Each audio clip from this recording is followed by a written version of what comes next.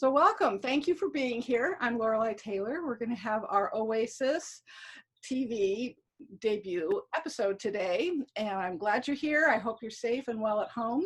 And we want to offer you some content to watch and learn, and we can share this time together. So I'm so excited to be joined today by Lisette Lind. She's an esthetician, and she has some tips for us and tricks for us to take care of our skin as we're home and not out getting our services, which hopefully will be coming back soon. So welcome, Lisette. Thank you for being here. Hi, Lorelei. Thank you for having me. I appreciate it. Oh, it's my pleasure. So let me ask you, tell us, how did you become an esthetician? Well, about 8 years ago, my husband and I sold a small business, and I found myself in the situation where I had the opportunity to reinvent myself. So having had struggled with acne for probably the better part of 30 years, and at that time I was 45, so I obviously was seeing some issues with aging skin that I wasn't happy with. I thought, what better way to, advocate for myself as well as others than to become the professional myself, have access to all the tools and tricks and knowledge that would be required to repair my own skin and help others with theirs. Oh, fascinating. Well, good for you. And I'm all for reinventing ourselves and following new paths and trying new things. And that's very inspirational. I admire you for that a lot. So tell me, what's the favorite part of what you do?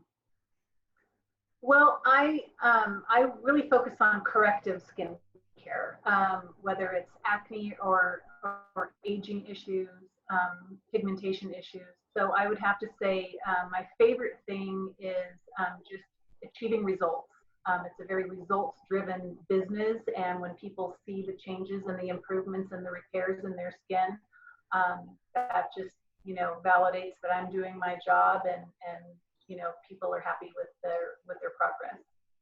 Oh, that's great. I'll bet that is very satisfying, because I know if I think that's by and large, if we don't look good, I know for myself, if I feel like I don't look good, I don't feel good. So looking good, it's not a vain thing. It's just a healthy thing, I think. So our inside should match our outside is what I've always thought. So I'll bet that is very satisfying. You brought up a good point of aging skin. And I know I'm not 20 anymore, and I started taking care of my skin when I was pretty young.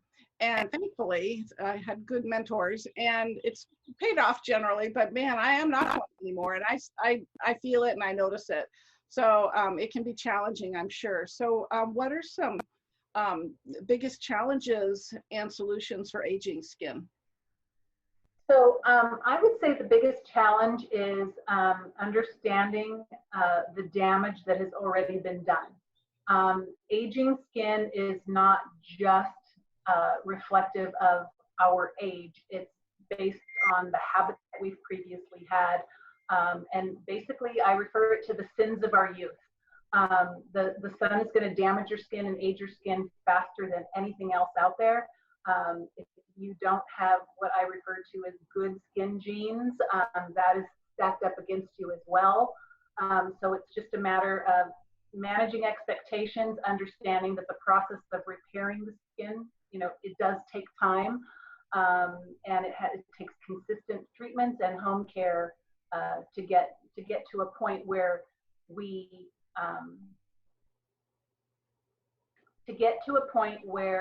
can be happy with the result. The healthy approach would be to have the best skin that you can for the age that you are, not necessarily to look younger, but to look your best. Oh no, that makes perfect sense too, and overcoming those things. I know my dermatologist looks at my back because I used to bake on La Jolla Shores with baby oil when I was a teenager, and she looks and goes, "Oh, what have you done to yourself?" So she checks it pretty regularly, and we didn't know. So that's great. And anyone at any age watching today, just start today. And that's And hopefully, no matter where you're starting, I love that, to look the best you are at the age you are. I love that. So we're on lockdown. So I know it's hard unless you go online or something to order something random. So what's our best practices while we're in lockdown generally? Well, I would say pretty much stick to a routine. If whether it's simple or complex, do something repetitive. We should be cleaning our skin in the morning and at night, applying moisturizer, any serums, any however intensive your skin regimen is. But definitely sunscreen on a daily basis, even if you're not going outside. The blue light from our electronic devices can be damaging as well, and age the skin prematurely.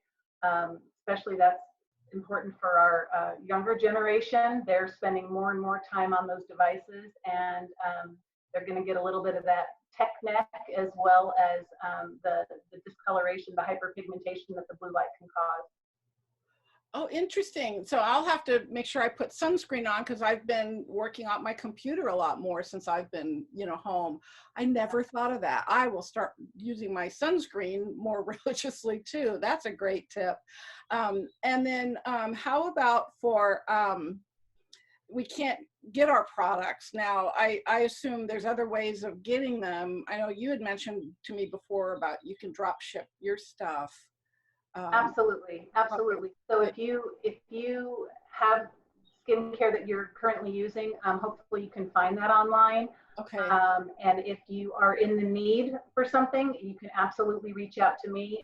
We can do a little video chat like we are right now, and I can make some suggestions and then drop ship product as well. Oh, that's great. Great too. How about I was reading something on, because we sit and read all those things that fly by because we're bored.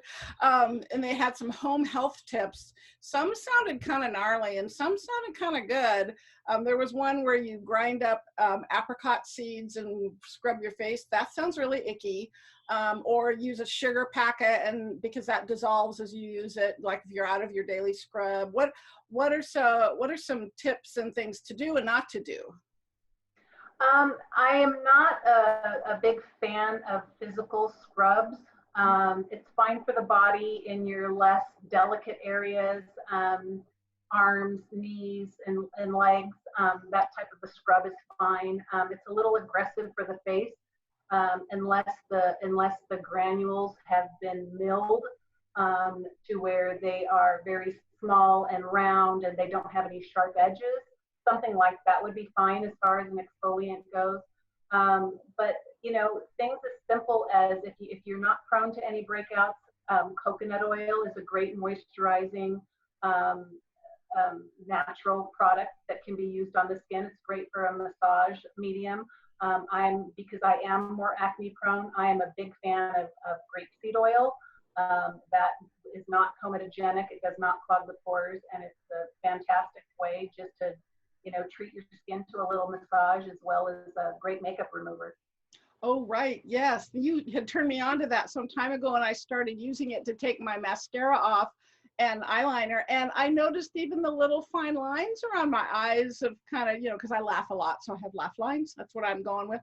And actually those have been kind of fading. So I add it to that, that's another benefit of it. So the grapeseed oil, well, that's great. Well, I so appreciate these great tips and tricks and information, and I hope our viewers at Oasis TV will enjoy them.